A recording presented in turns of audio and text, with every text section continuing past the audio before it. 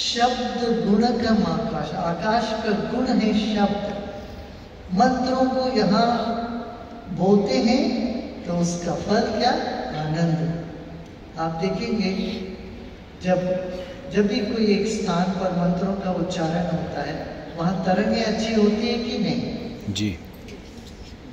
वो भी जहाँ ध्यान करते हैं और मंत्र का उच्चारण एकदम जबरदस्त तरंग होता है। सुनाई नहीं दे रहा है? सुनाई दे रहा है ना? जी जी। यहाँ आप बेंगलुरु आश्रम आए या किसी भी अपने आश्रम में जाते हैं, अंदर घुसते ही कुछ तरंग वाइब्रेशन महसूस होता है? कितने लोगों को हुआ है?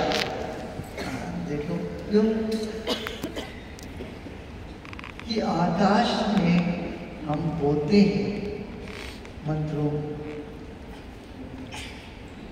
तीर्थ स्थान बनती है ऐसे, वहां पर लोग सदियों से मंत्र उच्चार करते थे, ध्यान करते थे, तो संत रहते थे, तो तीर्थ बना। आजकल वो चीजें गायब होने लगी जगह। तो घर में भी आप लोग जब कुछ चैंटिंग लगाते हो, मंत्र का या भजन गाते हो या भजन का रिकॉर्ड लगाते हो, एक वातावरण निर्माण होता है कि नहीं? जी। हाँ? एक दिया जलाते हो घर में तो एक अच्छा वातावरण माहौल बनता है कि नहीं? जी। देखो दिवाली होली में क्या विशेषता है? तो घर को सजाते हो, दिया जलाते हो, सब मिलते हैं, टीका उका करते हैं, थोड़ा बहुत कुछ कर्मकांड करते हैं ना जी। घर में कोई आरती उतारते, ये सब क्यों करते हैं? क्योंकि इन सबसे एक तरंग निर्मित हो जाता है, वातावरण अच्छे होने लगते हैं। भगवान के लिए दिया जलाने की जरूरत नहीं है हमें। या भगवान तुम्हारे आरती कर रहे हैं भाई, रोज रोज सूर्य चंद्र को लेके तुम्हारे चार पर घुमा रहे हैं, तुम क्या आरती करोगे? भगवान के लिए आरती की जरूरत नहीं।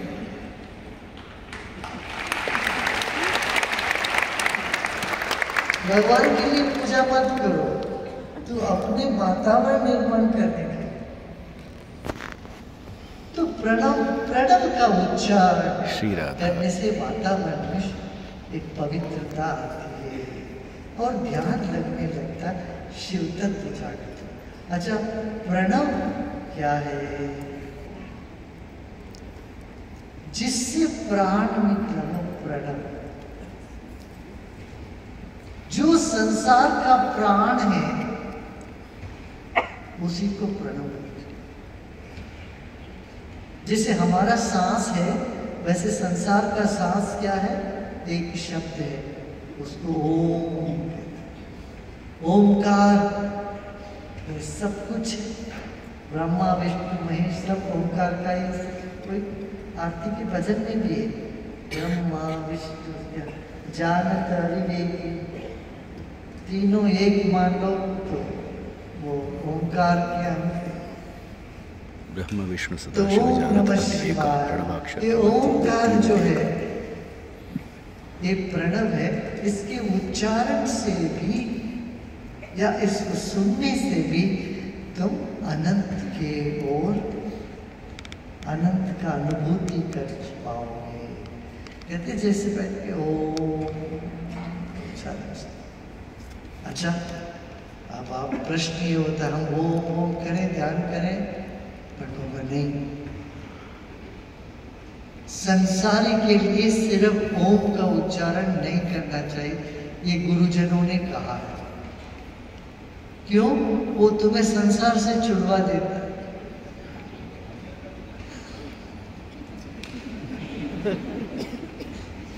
वो नहीं करना है। सन्यासी के लिए ओम का ठीक है, संसार में तुम्हें कुछ भी पाना हो, खाली ओम का उच्चारण नहीं करना है।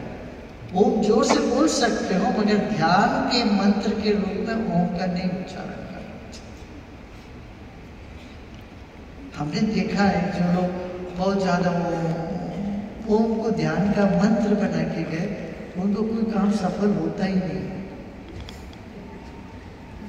ना उनको रुचि रहती है जीवन में। तो फिर फिर क्या करें? तो वे 5 तरह के ओम हैं। सुना है 5 तरह का ओम? कितने लोगों ने नहीं सुना?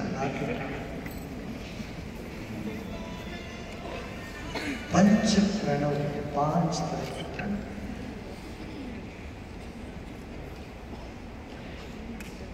अपना सुदर्शन क्रिया के आखिरी में क्या शब्द दिखा था? सो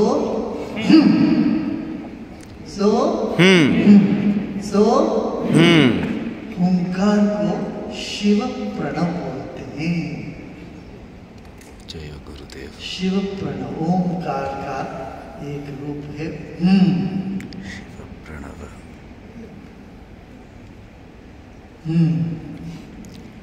शिव प्रणव।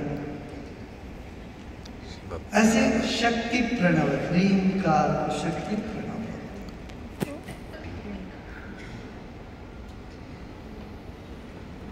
तो आपकी जो मंत्र, बीज मंत्र जो आपको मिलता है, सहज समाधि ध्यान करते हो जब दीक्षित उसमें इनिशिएशन लेते हो, दीक्षित होते हो, वो जो मंत्र आपका है ये अति उत्तम मंत्र है ताकि आपको ये अनंत की ओर ले चल पड़ता है। तो ये बीज मंत्र को उच्चारण, वो बीज मंत्र नहीं है, फिर भी उसको माना गया है सन्यासियों के लिए, आम आदमी नहीं कर। अच्छा, मंत्रों का क्या विशेषता है? मंत्र तो तरंग है। जैसे आपका सेलफोन सिर्फ आपके फिंगरप्रिंट से चलता है ना, फिर आप अपना कोड, जो भी आपका कोड है वो लगाते हो तभी वो कोड वो काम करता है, राइट? नहीं तो नहीं करेगा। सो इसी तरह से ये केक को जब वो मंत्र से हम मंत्र लेके हम करते हैं अपना, तो वो हमारे भीतर का विकास शीघ्र होने लगता है ना। भीतर का जो अनंत आकाश है वो विकसित होने लगता है। तो तल्लीन हो जाना, लीन हो जाने के लिए ये भी एक विधान है, पता है। अच्छा, मंत्रों के बारे में ये है तुम आज करो नहीं, कल नहीं करो, परसों करो, नरसे न करो, इससे चलेगा नहीं। जैसे एक पौधा है उसको रोज पानी पीना पड़ेगा, तो एक दिन देके 4 दिन नहीं देखे तो मर ही जाएगा। रोज थोड़ी देर, 5 मिनट, 2 मिनट, 10 मिनट, जो भी है समय, हमें प्रतिनित्य मंत्रों का उच्चारण करना है। अब आप पूछे कौन सा मंत्र करें हम, जाप कौन सा करें? जाप करने के लिए ओम नमः शिवाय अति उत्तम मंत्र है। ओम नमो भगवते वासुदेवाय, ओम नमो नारायण, ओम गुरु, ये सब मंत्र। तो मंत्रों के उच्चारण से भी हमारी चेतना अनंत से श्री राधा अभिभूत होता है।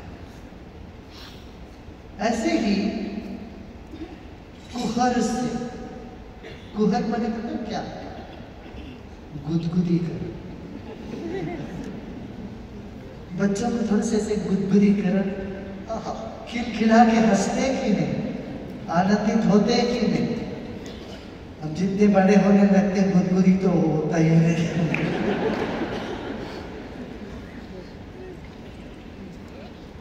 यज्ञ क्यों कहा गया है? ये अदृश्य का गुदगुदी है।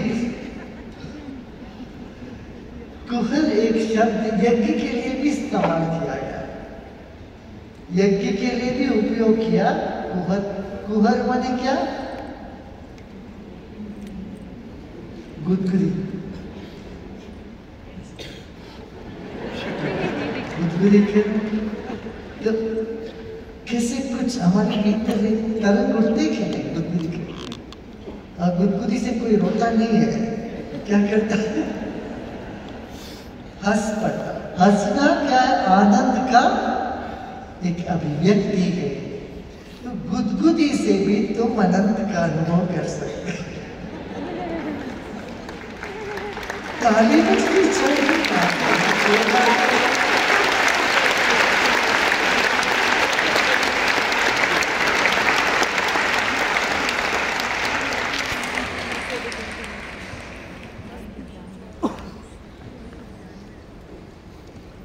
मुझे याद है यार, जब हमारे बचपन में हमारे पिताजी जैसे घर आते थे, ताली बजा के गुदगुदी कर साथ।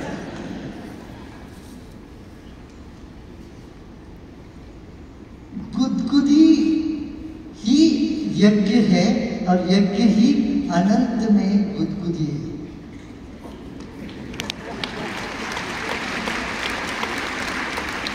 यज्ञ और वो दिन भर करते रहो, बेवकूफी है।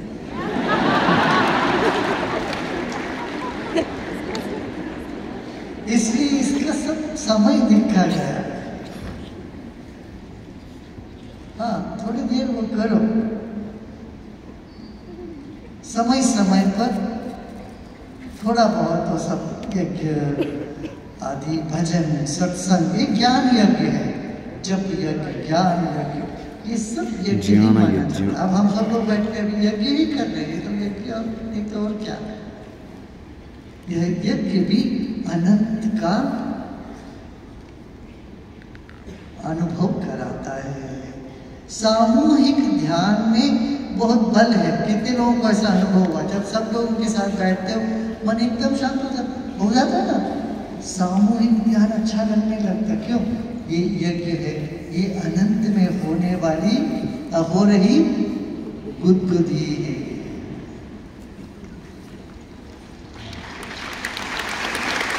जय गुरुदेव श्री राधा।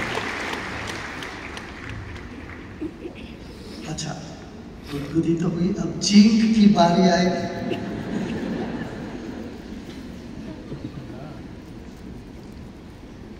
अब चीखने की चेष्टा करो, चीखो मत, चीखने की चेष्टा करो।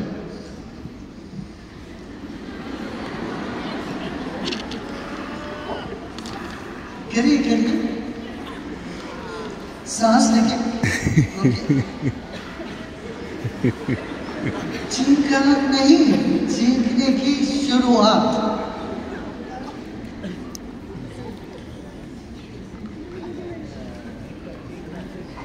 सीरियसली बोल रहा हूं मैं। कोरोना का टाइम तो चला गया इधर, डरो मत, कोई चीख ले तो लोग भागे।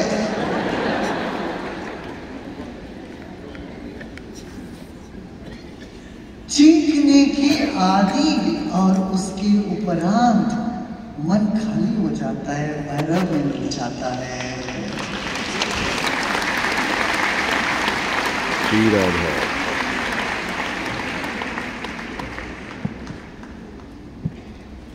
अब याद कर लो चीखने की वो स्थिति क्या होती है। सांस ऊपर चढ़ती है, रुक जाते हैं,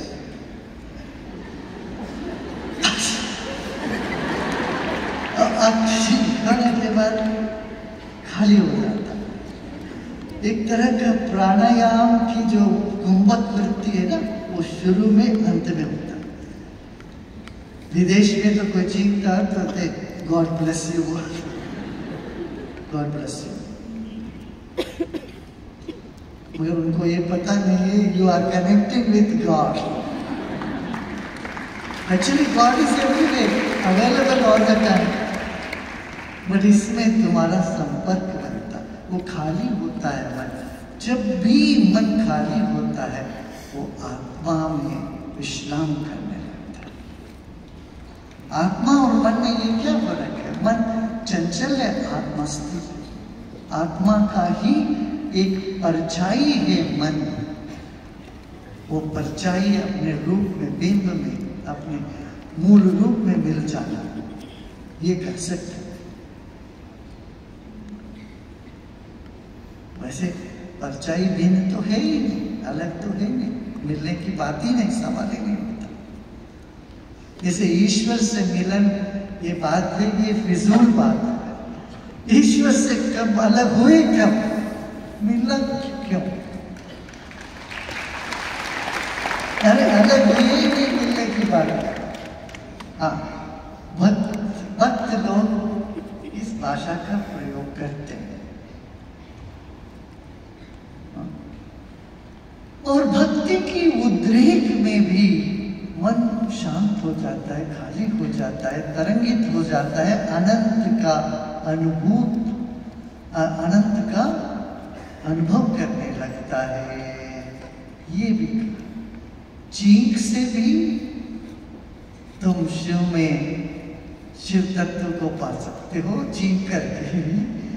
और भक्ति की उद्रेक में, ऐसे भक्ति में तल्लीन होके गाने से शरीर की कण कण से वो भजन निकल रहा या सुन रहे हो, गा रहे, कर रहे हो, तब भी तुम्हारा मन शांत होता है। भैरव में भैरव का अनुभूति करने लगता है। ये बात है। तो भजन का अर्थ पता क्या? भागीदारी जनों की। भज माने बांटना। हिंदी का जो शब्द है बांटना, वो संस्कृत के भज से आता है।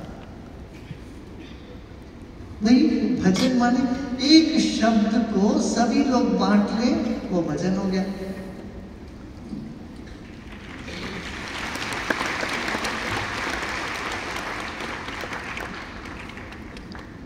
अब श्री कृष्ण गोविंद हरे मुरारे, अब सबके मन में वो एक ही धुन चल रहा है। मैंने हमारा सबका मन एक शब्द में जुड़ गया, इकट्ठा हो गया, तब वो भजन हुआ। ऐसे ही ईश्वर का मन तो खाली है, ईश्वर तो खालीपन है। अब हमारा मन खाली हो जाते हैं तो ईश्वर से मिल गया कि नहीं मिल गया? ईश्वर के साथ बांट लिया कि नहीं? मन लीन हो गया। इसलिए ध्यान या स्मरण ये भी भजन कहा जाता है। यह अनंत से मैं अलग नहीं हूं। यह अनंत जो है ये आनंद से भरा हुआ, मैं भी आनंद से भरा हुआ। जैसे मैं चिन्ह मात्र हूं, जैसे मैं तरंग हूं, ऐसे ये पूरा विश्व भी तरंग है। ये जानना भी भजन है। क्या सिर्फ बैठ के गाना ही भजन नहीं है? साइंटिफिक सोच भी इस सब एवरीथिंग इज वाइब्रेशन, ऐसा सोचना भी भजन है। इसका अनुभव करना भी भजन है। मैं तरंग हूं, everything is vibration, I am also vibration. ऐसे भाव में बैठना घड़ी दो घड़ी, वो भी भजन है। ये मत समझो कोई मंदिर नहीं आए, घंटी नहीं बजाए, ढोल नहीं बजाए, गाना नहीं गाए तो ये भजन नहीं कर रहा है। देखो बैठे बैठे आकाश को देख रहा है और ये महसूस कर रहा है ये दुनिया में उस एक ही है, इस दुनिया सब एक तरंग है। ऐसे भाव करता तो वो भी भजन ही कर रहा है, वो भी भजन है। मगर ये एक्सक्यूज नहीं गया है तो ये तो करेंगे, हम छीन लेंगे जी, ध्यान क्यों करने लगे।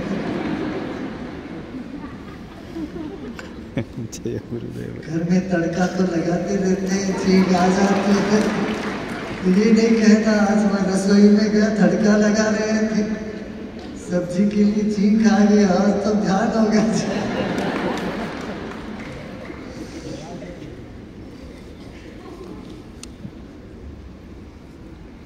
ये तो थोड़ा ज्यादा हो जाएगा।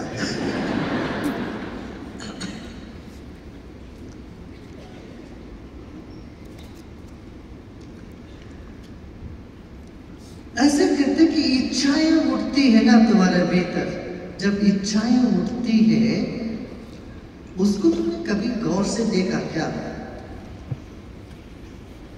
नहीं देखा।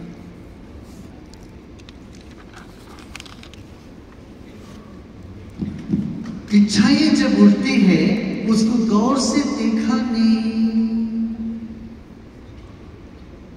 उसको देखना, आप कोई किसी वस्तु को देखते हो, किसी व्यक्ति को देखते हो, तुम्हारे भीतर कुछ होने लगता, गुदगुदी,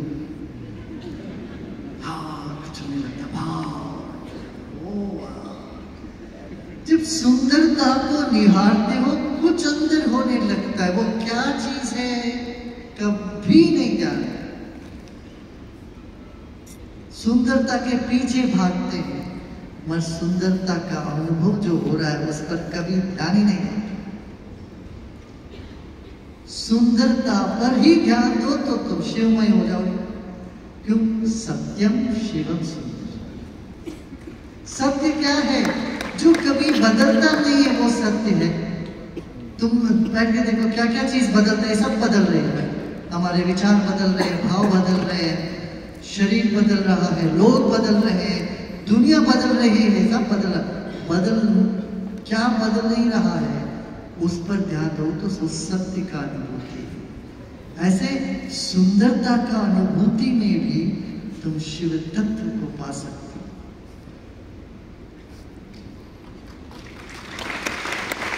जय गुरुदेव। मगर हम कोई सुंदरता को देखते उस पर कंपेयर करने लगते, उसको और चीजों से कंपेयर करते जाओ। अरे वो चीजें इससे ज्यादा सुंदर थी या उससे ये ज्यादा सुंदर है, ये कहने लगते। तब तो गए, तब आ गया मन, फिर वहां पर मन के ओर में आ गया। मन के पार जाना ही, मन के पार जाना ही तो ध्यान है। और सुंदरता के सहारे मन के पार जा सकते। देखो हमने कभी विज्ञान में पहले पढ़ा नहीं था, मगर अपना एडवांस कोर्स में जो जो टेक्निक हम कराते थे बाद में दिखा रहे हैं, सब तो इसमें है ही है। श्री राधा, श्री राधा। ये तो रिसेंटली हमने लिया था, मगर बहुत इतने साल पहले से हम बोन मेडिटेशन कराते, हॉलो एंड एम्प्टी मेडिटेशन कराते हैं। सब देखा तो शिव जी ने ये सब कहा।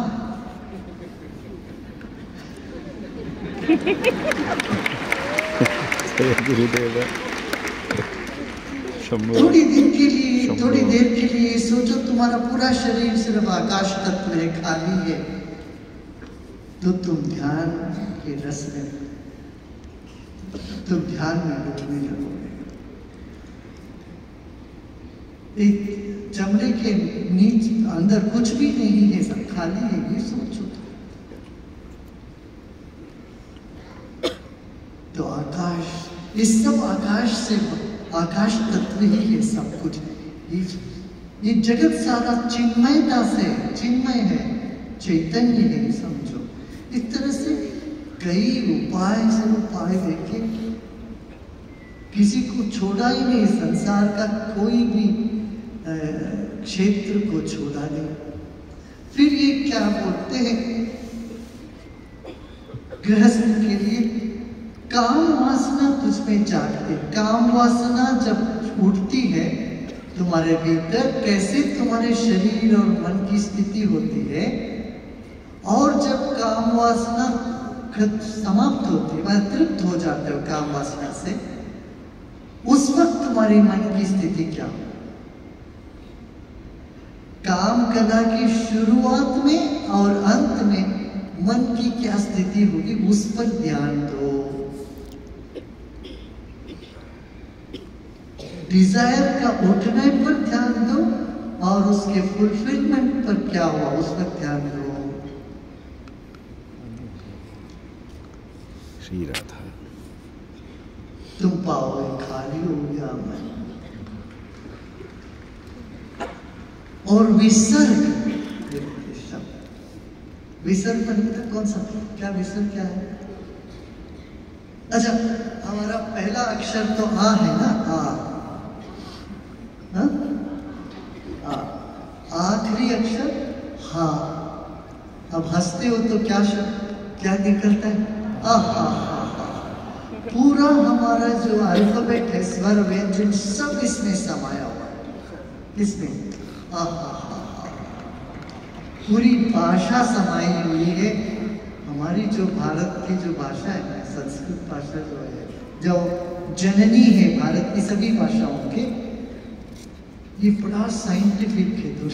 दुनिया में इससे साइंटिफिक कोई भाषा ही नहीं। वंदे संस्कृतमातरम, वंदे संस्कृतमातरम। मैंने पहले बोला होगा, कहीं तो बोला होगा, इधर सत्संग में कहा होगा। कितने लोग जानते हैं इसके बारे में, कितने लोग नहीं जानते? अरे बहुत लोग सुने तो आप सुनते हो कि नहीं? कितने सारे यूट्यूब पे इधर उधर होना तो चाहिए। देखिए आ आ इ ई उ ऊ ए आई ओ औ आहा। आहा जो है इसको कहते हैं विसर्ग। आहा, ये विसर्ग को बोला गया काम बीज। काम बीज कहा है। ऐसे ही खा खा गा गा दा चा चा चा चा ला टा टा टा टा ना पा पा पा पा मा ता ता ता ता ना या ला ला वा से सा सा लक्षा अक्षा आंख पहला शब्द आखिरी शब्द अक्षा माने आंख और अक्षरा माने लेटर शब्द। अब ये जो खा खा घा घा ना चा चा चा चा ना ये दोनों कीचड़ का है। पक्षियों की आवाज इसमें होता है, कौवा और अन्य सारे पक्षी का पहला दो व्यंजन vowels, consonant, दो लेवल ऑफ कॉन्सोनेंट ख ख ग ग ना चा चा चा ना ये उसका। फिर ता ता धा धा ना ढा ढा ढा ढा ना ये दो लेवल का जो कॉन्सोनेंट्स है व्यंजन है ये उभयचर में होता है। मेंढक ट्रा ट्रा ट्रा ट्रा मेंढक काका काका नहीं बोलता। उभयचर भूचर में ता ता दा दा ना ठा ठा ढा ढा। और पापा भाभा माँ जो है मैमल्स जिनको हम कहते हैं वो सब पापा भाभा माँ ही बोलते हैं। एक तोता एक मैना को छोड़ के बाकी सब प्राणी इन्हीं नियम को चलते हैं। तोता बोल सकता है माँ रा सब बोल सकता है, मगर आप देखो कि प्राणियों के शब्दों को देख करके इस तरह के हमारा जो स्वर और व्यंजन का गठन हुआ है ये अद्भुत नहीं है क्या? अद्भुत, अहोभाग्य।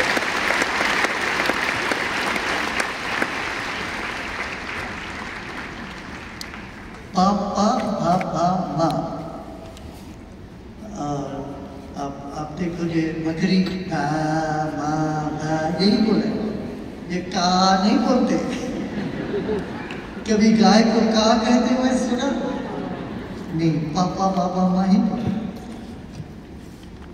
और मानव जाति का विशेषता है या रा ला वा शे शा सा आ ला शा, ये सिर्फ मानव जाति की विशेषता। जैसे एक्सेप्शन का मैंने पहले भी बोला,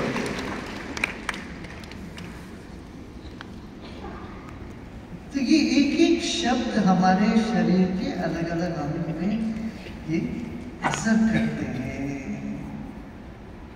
हमारे मन को उठा देते, तार देते। तो आकाश में हम जब बोते हैं प्रतिनिधि, यदि हम मतलब 5-10 मिनट भी आनंद से बैठ के गुरु बोलेंगे, जय गुरुदेव बोलेंगे या ओम नमः शिवाय कहते हैं, तो हम क्या कर रहे हैं? आकाश में पॉजिटिव सीड्स बो रहे हैं। उसका फल क्या होगा? मस्ती, आनंद। श्री राधा जय गुरुदेव।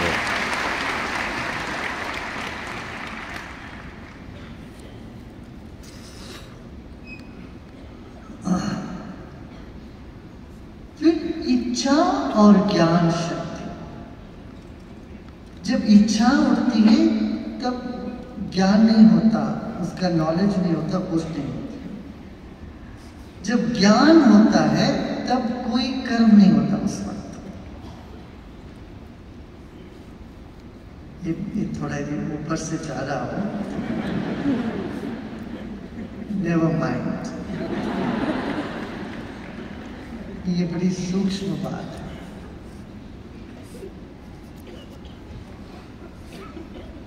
क्लैरिटी इन माइंड जब इच्छा की पूर्ति के बाद आती है कि पहले आती है, बताओ? मन कब खाली होता है? एक इच्छा पूरी हो गई, कोई भी इच्छा हो, भूख लग रही है, खाना खा लिया तो तृप्त हो गया मन, तब क्लैरिटी आती है कि नहीं? काम वासना पूरा होने के बाद माइंड क्लियर हो जाता है, खाली हो जाता है। इस तरह से इच्छा और काम के बीच में यदि हम रोक देते हैं मन को, तो ये गलत दुनिया में हमारा प्रवेश होने लगता है। एक नई दुनिया में हम प्रवेश करते हैं। वो क्या हो? आनंद की दुनिया है। मगर ये इतना आसान नहीं है। इसलिए आपको ये सब साधना करते करते करते करते फिर एक स्थिति आती है, आपको हर 24 घंटे से आनंद रहता है, जैसे शरीर के एक कण में रोमांच हो रहा, एक कण जागृत हो, जीवित हो और आनंद से भरपूर हो, ऐसा सहज ही होना है। मगर हम ये नहीं सोचे पड़ेगा हमको कब होगा, ऐसा नहीं। नित्य अपना काम करते हो, सेवा करो, साधना करो, सत्संग करो और ध्यान करो, तो ये सब सहज ही होने लगे। फिर क्या, जब आपको होने लगता, आप जहां बैठते हो आपसे और लोगों को भी होने लगता। ये बीमारी है, एक तरह की नशा है। भक्ति एक तरह की नशा है। आप मस्त होते हो, भक्ति में रहते हो तो औरों को उसका असर होता है। कितने लोग यहाँ पर ऐसा है, आपको ऐसा लगता है कि आपके पास बैठ के लोग और लोग खुश हो रहे हैं। जय गुरुदेव। कितने लोगों को ऐसा अनुभव है? आपसे मिलने से ही लोग खुश होते हैं कि नहीं? सुना नहीं दे रहा मुझे। जी जय गुरुदेव। अपना जो सुदर्शन क्रिया करके जीवन में कुछ 40 दिन भी करके 50 दिन भी करके निकलते हैं व्यक्ति, उनको देख के तो बाकी लोग, अरे क्या चमक है भाई, क्या तुमने क्या कुछ अलग ही हो, तो ऐसे लोग बोलते हैं कि नहीं? कितने लोगों को बोला ऐसे लोगों ने? अभी किसी को नहीं बोला हो तो तुमने ढंग से किया नहीं होगा। अरे तुम्हारे तरंग इतने आनंद से भर जाता है, आनंदमय हो जाता है। जहाँ पुष्प होता है वहां सुगंध होता है। अच्छा, सुगंधित पुष्प आजीविका है। जहाँ चंपा होती है, चमेली होती है, वहां तो सुगंध होता है।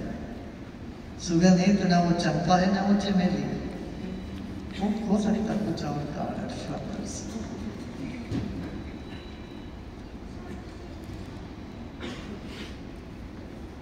इच्छा से पहले मन को रोकने की क्या मतलब? हाँ नहीं, इच्छा उठती अपने आप, इच्छा की पूर्ति से पहले। इच्छा तो आपको पूछ के तो नहीं उठती, इच्छा उठती है और इच्छा की पूरा होने से पहले वहां रुकेंगे क्षण भर में भी, तो ये हम क्या हुआ, इच्छा उठने का देखते कैसे इच्छा उठती है आपके भीतर। किसी चीज को देखते कुछ ऐसा उठने लगता, वाह, कुछ जैसे एक सुंदरता को देखते कुछ उठने लगता है, उसको ले ले, हाथ में ले ले, पकड़ ले, ये भाव आने लगता है। ये भाव उठने से पहले तो पता चलो उठता है और उसकी पूर्ति इन दोनों के बीच में रोके।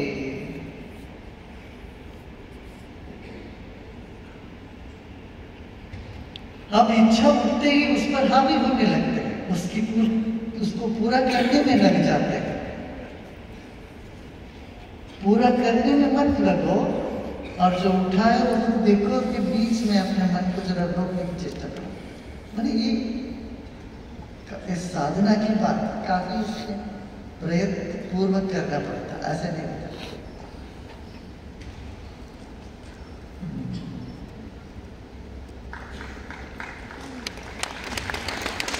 जय गुरुदेव।